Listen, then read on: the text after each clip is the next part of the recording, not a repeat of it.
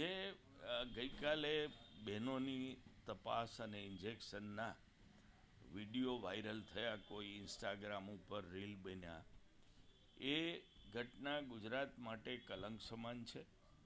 જે તે હોસ્પિટલ માટે અતિ શરમજનક છે અને સમાજ માટે એ એક દીવાબત્તી સમાન છે અને સરકાર માટે ટકોર સમાન છે કે તાત્કાલિક આ બાબત પગલાં લેવા જોઈએ.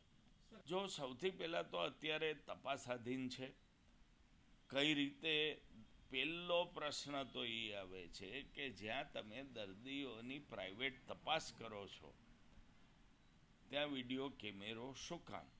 આ પહેલો પ્રશ્ન આવે છે અને એટલા પૂરતી જ હોસ્પિટલના વહીવટની ત્યાં બેદરકારી સામે આવે છે. બીજું કહું કે જે કાંઈ રીતે વિડીયો વાયરલ થયો એમાં કોઈ સ્ટાફ ઇન્વોલ્વ હશે, કોઈ હેકર હશે, તો એની ઉપર પૂરી તપાસ કરીને સરકારે કડકમાં કડક પગલાં લેવા જોઈએ.